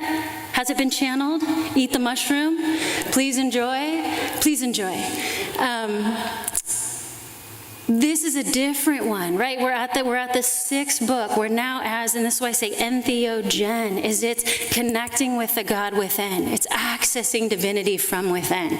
And so this is where we get to start over the 6th book, which hopefully is actually the first book of our next chapter of humaning, where instead we get to go, and this is why the decrim movement feels so important, why I think we all get so excited.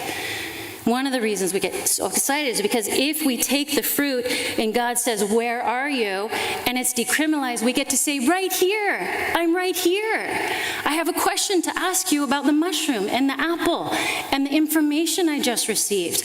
That's a completely different species than the species who had to hide from God. If we get to be in conversation and communication and support, I mean, what's the difference between going through an experience by yourself and going through an experience when someone's holding your hand? It might be the same thing, and yet it's completely different. Right, so I'm going to call them entheogens for all the reasons. And I get very excited, so I'm going to look at here so I say the things that feel important, not just in this moment excite me. So, what is sacred? Use psychedelics and shadow work for sacred life. To me, sacred is really just for anyone who wants to live on purpose, for anyone who wants to live connected to your soul, right? Connected to spirit, connected to God, creator, divinity, whatever that means.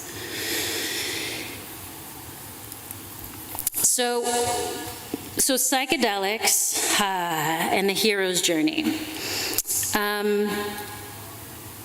Yeah, I'll leave that there. I feel like we've done enough there. Okay.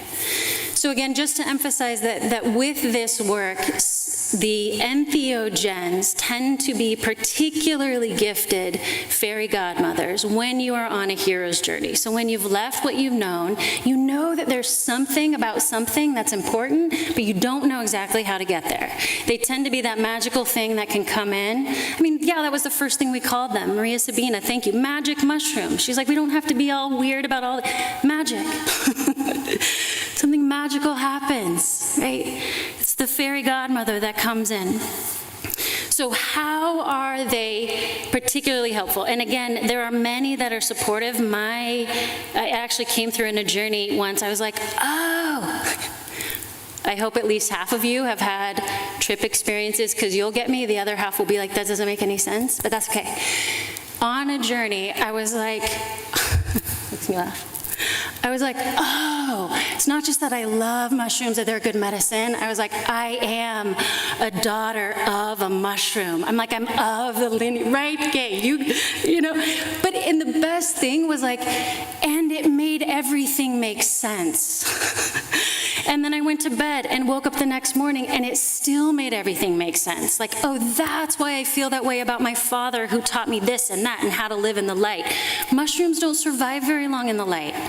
Most of their work is underground. They're super connected. By the time they're in the light, that's the end of their death cycle. Like, it's almost over. So I'm speaking mostly to mushrooms, but again, not because, and some MDMA as the big hug for some of those journeys. But I'm not speaking of them because they are the best ones. That's my lineage, okay? So, a couple of reasons why.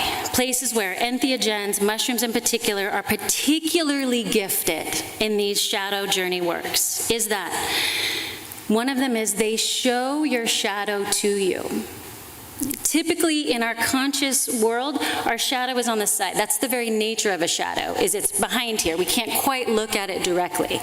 And typically what will happen is it will overcome us, and then how the shadow comes out is in some distorted, fermented way. It terrifies us, and so then we double down and really push it in shadow.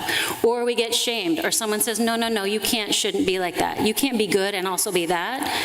So we decide we're not that, right? What these medicines do is they hold you in divine love and go, you are this, and also let me show your shadow to you so that you can be in relationship with it. And let me remind you of how you can communicate with it, absorb it, heal it, release it. Or, hey, by the way, the shadow wasn't even yours. That was from 7 generations ago. Do you want to let it go? Because it was like 7 generations, so maybe let's let it go. Similar to that, I'll say I'll jump to this because I know we only have a handful of minutes left, is that one of our suffering as individuals, but also I think our cultural trauma really is around, almost all of us, Tiana said this too, is it's shame or it's fear. Shame is like, in the most general, shame is like, I'm not good enough, so I've got to separate and figure out. Fear is, I'm not safe enough. But same thing, I've got to hide, I've got to separate, and one of the things that these gifted teachers do is they help us recollect, remember. We get dismembered. Oh, I can't be this and be good. I can't be here and be safe, so I'm going to dismember, and I'm going to put my shadow over there, and I'm going to do all of that.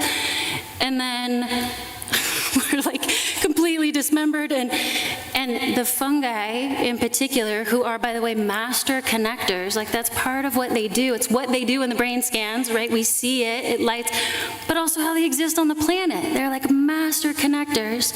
They're master decomposers. I like to say they have vulture medicine. I realized I was like, oh, vultures are my spirit animal, because they are one of the most powerful, divine, loving mother energies. Every other creature looks at this thing and is like, oh, that's pretty nasty. That's repulsive, which is what we do the parts of ourselves. I'm not going to be okay with that. That's disgusting. But these master decomposers go, nothing is outside of my reach. Nothing. That's the healing of the divine feminine. Nothing is outside my capacity to love you, to love it, specifically it. What is that thing you think is too gross? Bring it to me.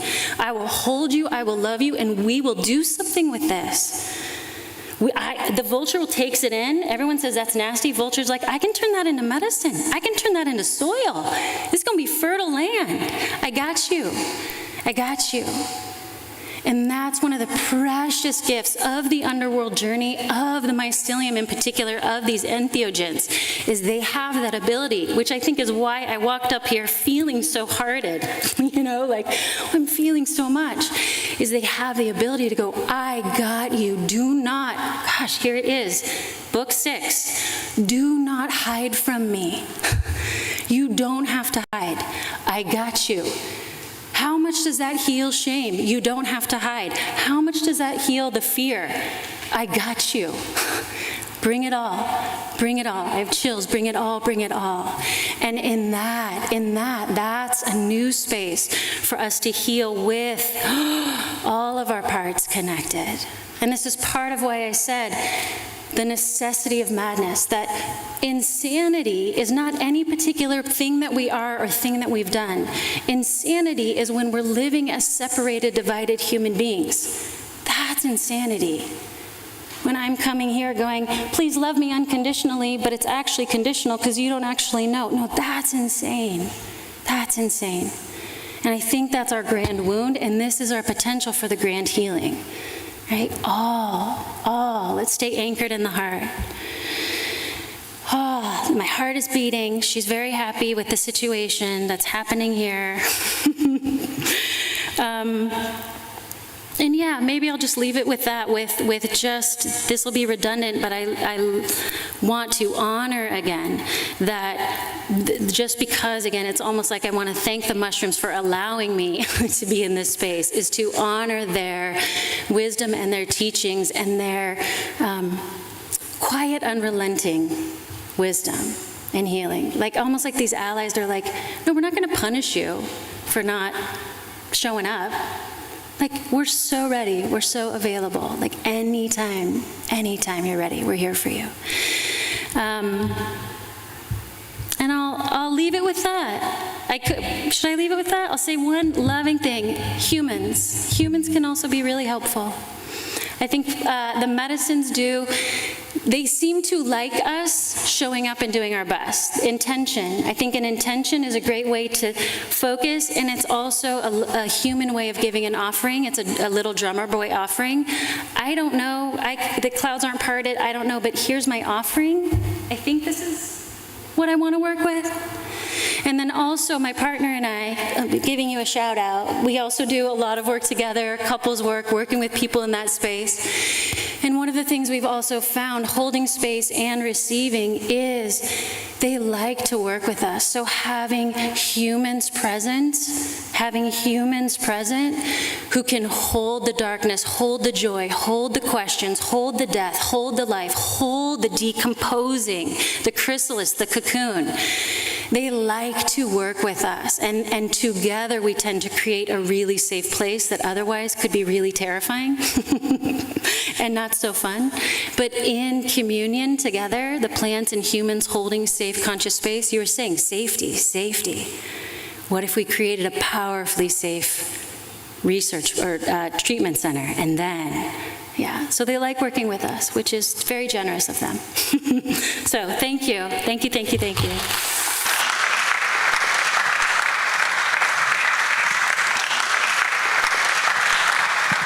you all for really beautiful talks. I knew that you guys were going to do a great job, but you blew my mind away as well. So I learned so much from all of you. We're going to have a chance for question and answer, and if you have a question, we can just come to this microphone in the beginning of the aisle, and we'll have the 4 speakers. If I could invite you back up to the stage, Tiana and Deb and Angela. And does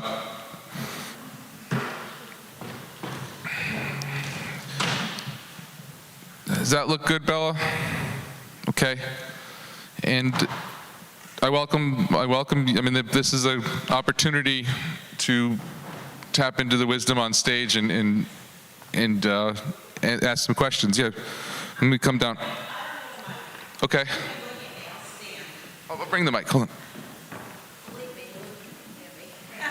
We'll go to the Okay, I'm sorry. It is on recording. Yes. Oh, this has been wonderful. I love to come and learn new things. My question is, how are you now integrating genetic screenings with the use of these micros?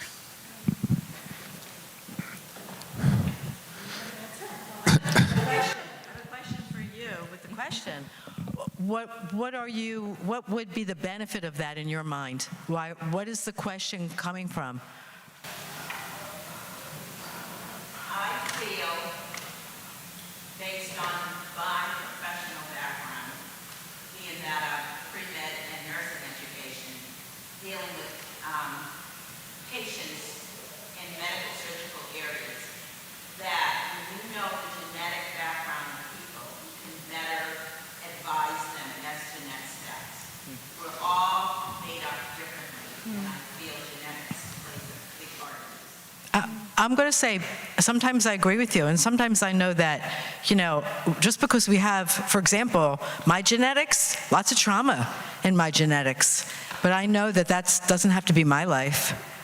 Just because, you know what I mean, like where my people are from, how they got here, all of that, I know that doesn't have to continue to be the story I have, that I have power over my story. So genetics have some important things. There's, for example, certain psychedelics are better not used by certain people. So we have lots of questions we ask.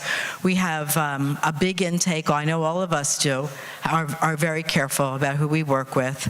And that's why the studies are very particular. But also because they know they're looking for the good results. So they pick people that are going to get good results, not necessarily people that really need the help.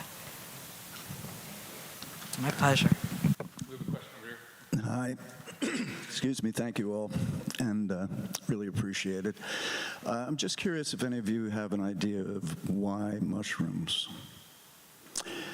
I mean, not only why mushrooms, but also there's at least 100 different types of mushrooms, probably many more, and there's maybe 5 that are psychoactive. Does anyone have any thoughts on how or why that might have developed, why mushrooms are the vehicle for this? This one might be a good one for you. Are you feeling it?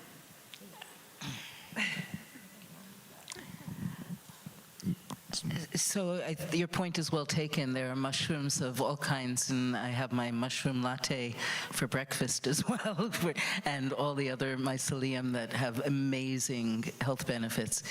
So what we're talking about when we talk about magic mushrooms or psilocybin that's where a lot of the studies have been around psilocybin, so we have a lot of material for that. It's also this gift of the earth that just keeps on giving and is also globally. And there's many different kinds of entheogenic medicines around the world, but it seems like mushrooms are global as well.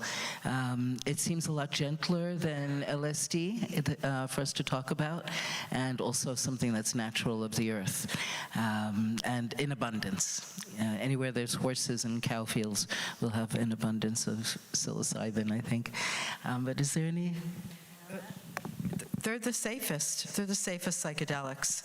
There are, especially I know in end-of-life stuff when people are on other meds or have other, they have other diagnoses at the same time. They're the safest. Because sometimes I also work with ketamine, which I'm trained in and I'm certified in, but ketamine is, of course, not from the earth.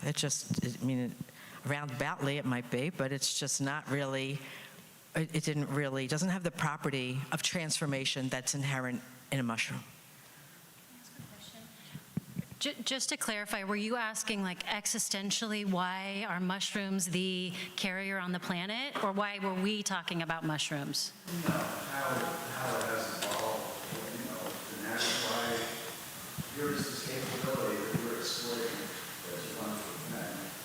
And why wasn't it mangoes, or why wasn't it something else? Or, I just know because I know you go fairly deeply into these things, is whether you had any insights as to origins, as to why. Why mushrooms? Because there are like 5 mushrooms, I think, that are psychedelic properties, and there's only 1 or 2 other ayahuasca, which is the I don't know, maybe you know of other substances, but there aren't too many. vegetable things that have those properties. I just wondered if there was something specific about the mushroom that would make that likely. Got it. Got it. Okay, I'll quickly, just one fun and one literal or specific is also used in a clinical setting. A mushroom transformation journey can be about 5 to 6, 7 hours start to finish. So if you're sitting there holding someone's hand through a journey, about 6 hours is a lot more tolerable than 13 hours or 20 hours. So honestly, I think that's one of the reasons. I know it's one of the reasons why there's more research in the West, because our tolerance to sit and be with stuff is a lot smaller. So there's that. There's just the math one. And then the fun one is, I believe that it's part of the master decomposition, because as humans, we're sort of being called to be responsible for all that we've created, which is a bit too much. And so an organism on the earth that has the capacity to profoundly break down is going to be one of our biggest allies. So, but that's just my hope. Hello. Thank you so much for this. I feel very nourished to be in this presence of everyone and hearing this wonderful conversation, so thank you very much. My question was, Dana, I think you spoke about like the cadence of microdosing, like one day on, one day off. Could you speak a bit more about that? What if, your intention is to explore, your energy, your spirituality, and maybe you'd like to take it every day? Is that harmful, or, should you just follow what your intuition is telling you? Mm-hmm. It's such a good question. The guidance is to take breaks, so to not dose every day, and there's a few reasons for that. One of them is that our tolerance builds up very quickly with all psychedelics, particularly with mushrooms. So as you start taking them every day, they're going to work with you less and less. If you kind of think of it more, not so much in the terms of like a drug tolerance, but say you have a favorite dessert and you love that dessert and you feel so good when you have that dessert, and so you start having that dessert every night. Well, after a few weeks, you're still going to be having the dessert, but you might not be feeling quite so good or having these effects from it anymore. Also, I think what happens is when you take a microdose on one day, you kind of have a halo effect the next day. It's still coursing through your body. It's still working with you. You're still in relationship with it. And then a second day of a break kind of brings you back to a baseline where you don't have that going through your system. And that's where you can find, like, has your own personal healer kicked in? Has your own baseline changed? Do you really need to keep microdosing? Maybe you feel like you're at a different level, you're seeing things in a different way, you're in a different relationship with yourself, so it gives you the opportunity to sense when maybe you don't need to be in relationship with the medicine anymore. And another part of your question was, should you just kind of go intuitively with what your body's telling you? And yes. There is that element to it as well. So there are these very strict protocols, like the Fadiman protocol, the Stamets protocol, and I think those are a really excellent way to start people off with microdosing, so they learn to become in relationship with the medicines. And I do believe that one of the beauties of the medicine is that it really enhances your intuition, so you can get to a point where you know what's right for you and still take breaks. So thank you all as a gift from each of you. And I have a question about populations that you may have worked with, and two in particular. One, has anyone worked with people in early stage dementia? And if you could speak to that and or any research on that. And the second is people who have long-seated trauma-based depression and suicidality who are on medications, and how you work with those. Does anybody want to kick it off? I'd be happy to, and then I don't. I can speak to the second. My partner has worked a little bit with, I know, Parkinson's, but I don't know about dementia, but interesting and promising. That's the most I can say as a sidelines looking on. Similar to Tiana, my first 20 years in practice were working with pretty severe trauma and pretty severe eating disorders, and working with EMDR, which I think EMDR is channeled through the same, that mushrooms is the same. So just what I would speak to with that is that and I say this all as super, super caveat, like, and feel my heart beating a little fast, like, oh, be careful, because it's still, we don't want to give advice, but I'll just speak anecdotally that what I've found with people who are, depression because of trauma, long-term medication, is they can be incredibly supported by the medicines. And I work mostly in a clinical setting with macrodose. And what I've found with that is that when people are on medication, especially the SSRIs, I know that there's a potential for toxicity, but it's actually not too much of a potential. What really happens is that people's experience of the psychedelic aspect is significantly minimized. But the fun thing to work with people, which is another reason why entheogenic can be a powerful container with the people I work with as opposed to psychedelic, because especially in our Western fast minds, we can get really connected to the healing through the psychedelic experience. And what I found with working with people is that it's similar with microdosing. A lot of healing occurs that's not dependent on the visuals or the messages. So that's been my experience. And in particular with trauma is, I believe it has the branches of both fear and shame. And so I get chills. And so these allies, there's a loving compassion that has more capacity to hold the parts that got broken off than almost anything else. I'll say than anything else I've worked with. And I'm starting to flirt with pairing them with EMDR. I don't know if you've played with that yet, but just another way of bringing the symptoms back, settling the nervous system, returning to a place of safety, and so much can come in. So those are primarily the people that I work with, honestly. To answer that too, I have a couple of my little sayings that I like to use a lot. They're on my site, they're in my conversation. One is, you don't have to get sick to feel better. So the thing is, we pay a lot of attention to stuff like that. And unless there's stuff like that, we don't feel worthy. So there's a whole bunch of worthiness all mixed up in all this stuff. And really, your only worthiness comes from your connection to the universe, to how connected you are to Source, not how hard your life was, not how much you've transcended, not you showed up when things really sucked, none of that. And the other one I like to say is, no shame, no blame, no time wasted. And I really mean that, because that shame and that, you can see it in people that you might know in relationships. You watch one person who they got a big blame game going on in a relationship. You can see this in people, maybe some really good friends of yours or family. And the same thing with shame. People are really like the sarcasm, the things that come up. But because the universe hears everything you think, not just the stuff that you wish were true, because it is like casting a spell with every word that you have, with every place you tune in.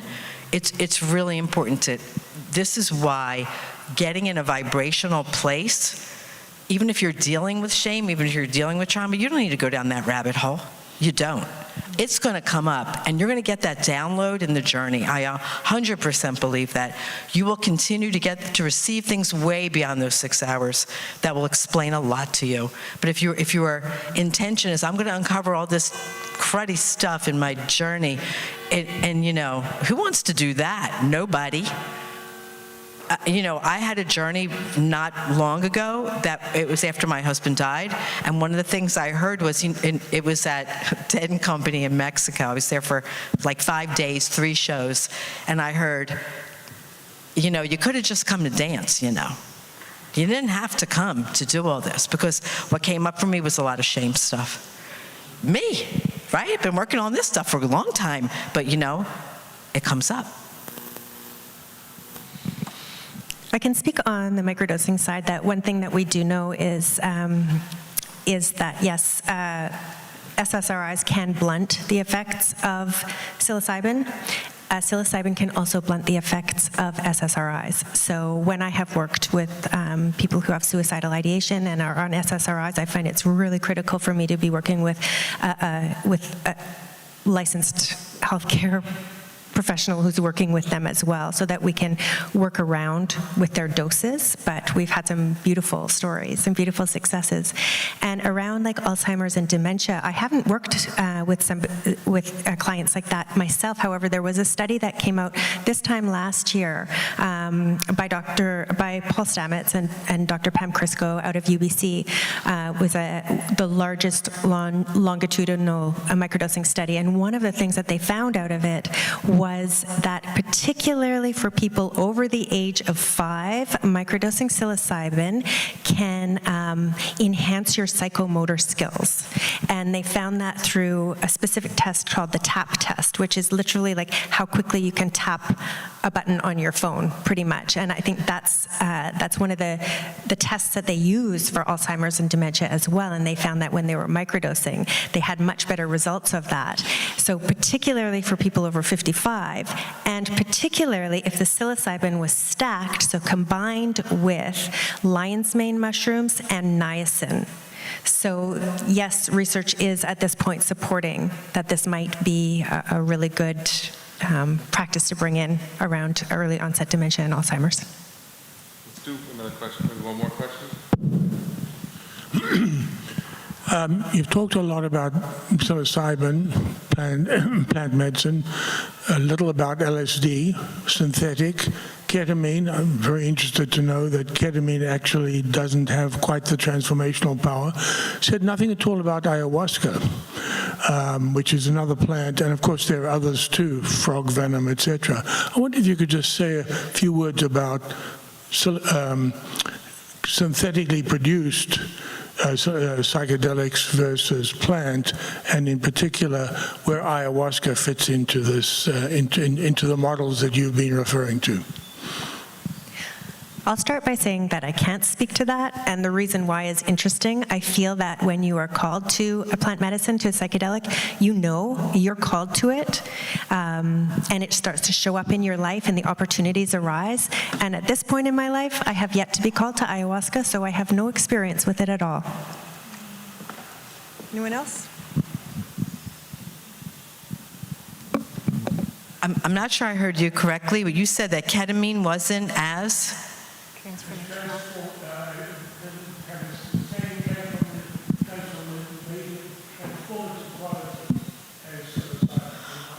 Okay, well, they're different, right? They're all different. It's, you know, I grew up in Philadelphia where they had tasty cake, and we used to say they're all good, right?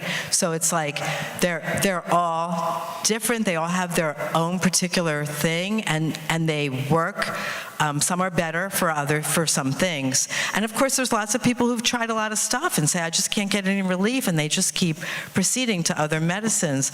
But ketamine is really powerful, really transformative. I highly recommend it, but it needs to be done with integration.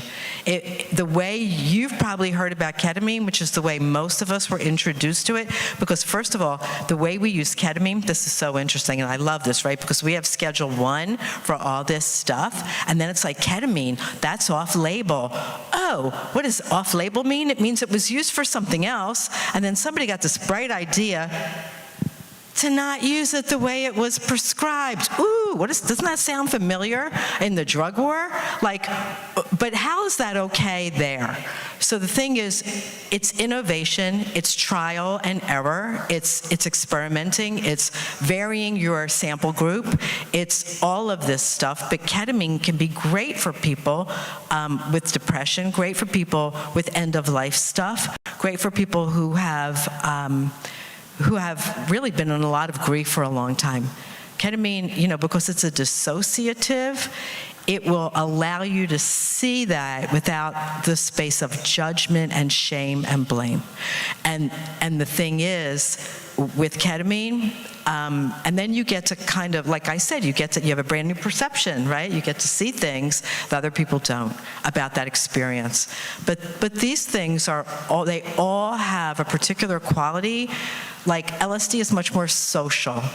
That's why in the acid tests in the Grateful Dead land, they use lots of LSD. Mushrooms are much more, you really go on an inner journey to a great extent. Although mushrooms can be great too, they can be social. Same thing with cannabis. There's different kinds of cannabis that are more social than others. So it just depends. Maybe one more question from Brian. Hi.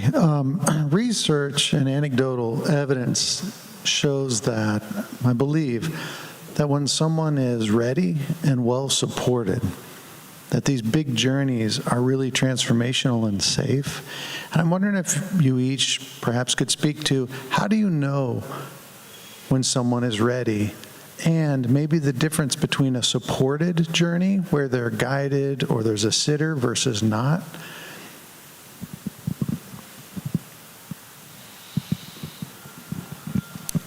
Good question. I think all of us up here agree that a transformational psychedelic journey has 3 phases, which is preparation, experience, and integration.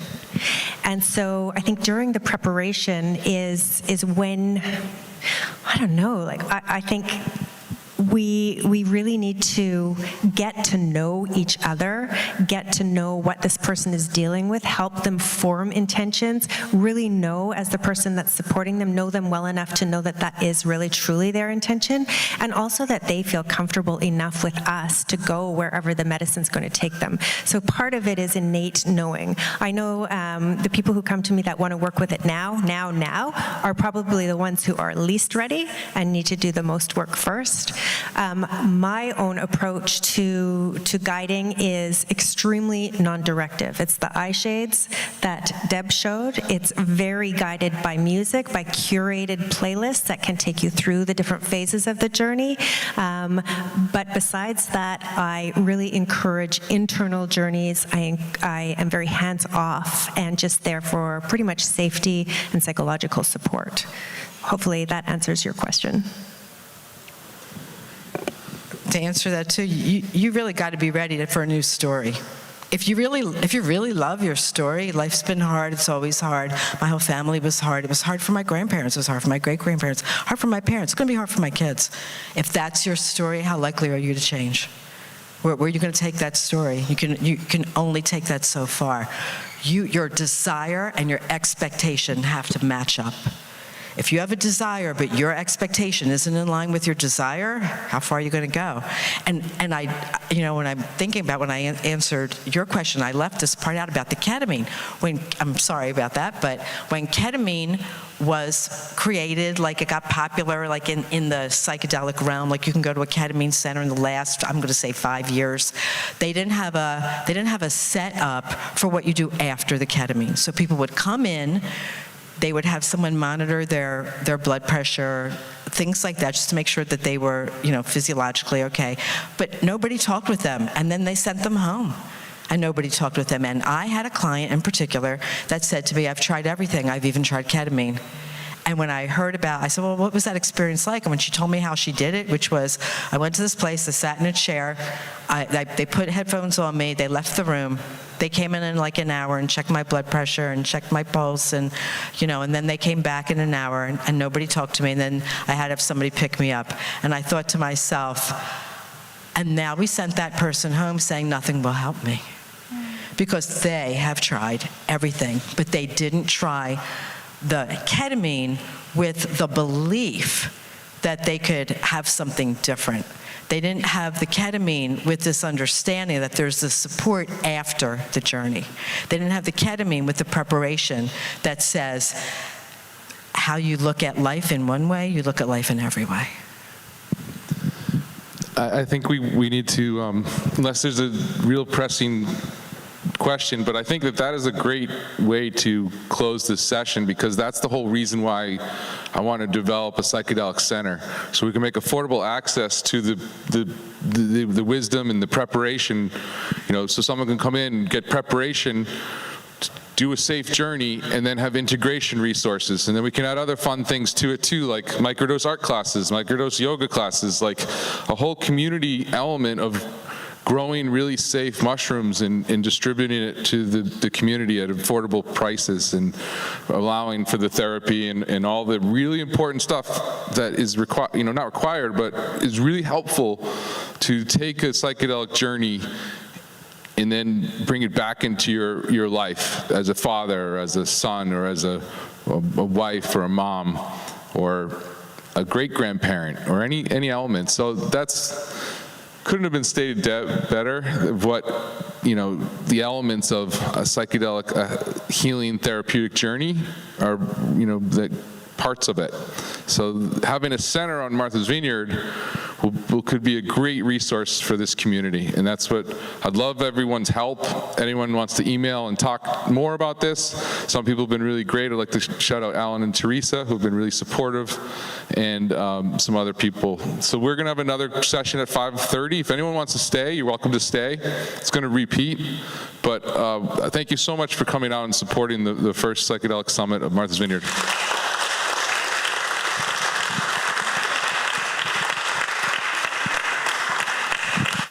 And if you registered and made a donation, we'd just like to thank you for that support as well. And if you haven't, please do so, and also leave your email on the list so we can contact you. If you registered, we have your email. So thank you so much.